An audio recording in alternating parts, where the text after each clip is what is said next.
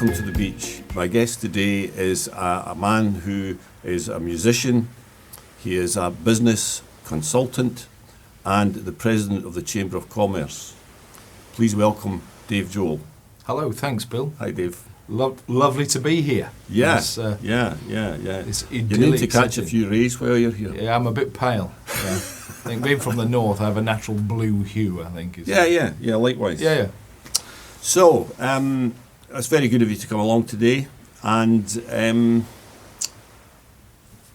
you have much to tell us, you have much to share with us. Yeah. Shall we start with the Chamber of Commerce? Yes, my title is a very grand title of president of the chamber. Does sound grand. It does sound grand. It sounds better than it is. Right. But you're very much the outward face of the chamber. It's almost like a figurehead piece. Although in principle the chair and the chief exec do report into me, but practically it's an unpaid but outward facing role.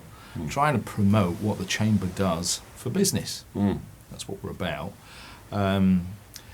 Chambers have a bit of a checkered history, really. People imagine them of almost like Victorian times. People sat in leather chairs thinking about how they can improve not only business but their own standing within it. Yeah, the term chamber in itself sets it off in all kinds of directions. It does, yeah. I mean, the torture component of it is not lost on a lot of people, even for the president.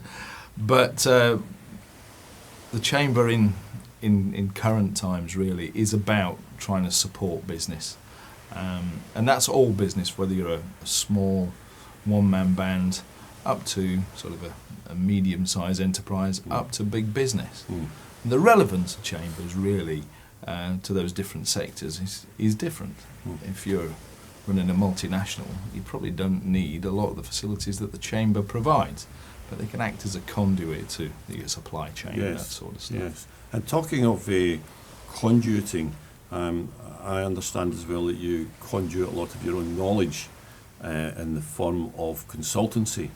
Can you tell us a little bit about that? Sure. I mean, it's a bit of a strange history, really, because I started life as a scientist in a working life. I wasn't born a scientist. Oh, I missed that in your intro, a scientist as well.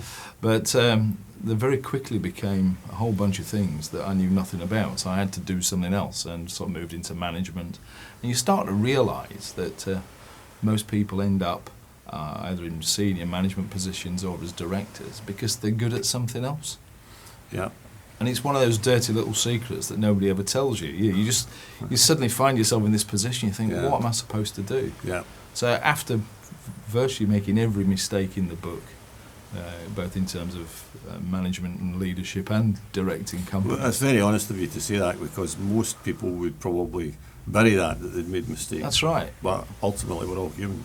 Yeah, and I learn from those mistakes. I've never managed to sink a company yet, which is a good thing. But from those mistakes, if you can pass that on, it gives you a degree of credibility and some humility with people that are struggling with the same issues that you are.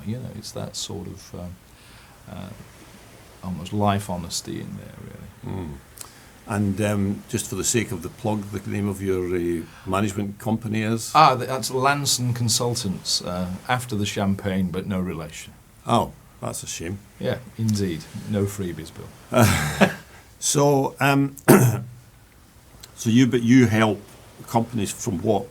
All different sizes, absolutely. Types? How does that work? It depends who I'm working with. So if I work directly as Lanson Consultants, that's very much small to medium-sized businesses, and very often what we're doing there is acting as a bit of a sounding board for the owners of the companies or the directors of the companies, where they're trying to come up with a strategy and they've got nobody to bounce ideas off. Yeah, fresh ideas. Absolutely. So you're almost like a mirror for them in a way.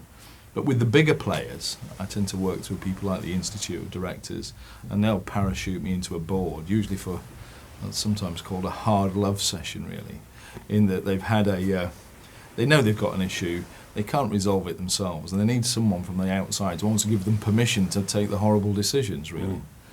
Yeah, it can be, I know myself that you can see better in a business out with it Yeah. than when you're in it. Absolutely. It's just that thing, Yeah. and I think there's, if not all of us, an awful lot of us are the same. It's just like you're too close to it. You know, it's Yeah, that you thing. need that degree of separation Yeah. or detachment, Yeah. really. Yeah, if somebody comes in and says, "Why are you doing that?" and you go, well, "Actually, I've never really thought about that." Yeah. And the phrase I sometimes use, it's trying to help them see what I call ugly baby syndrome.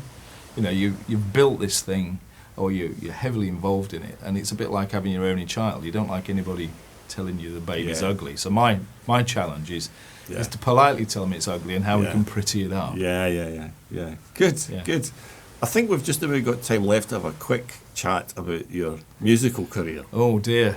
Yes. Well, since the age of 14, I've been a musician. I'm a guitar player, a bass player, a singer, and I can knock out the odd beat on drums if I'm forced. But it was born out of an obsession with the Beatles, really.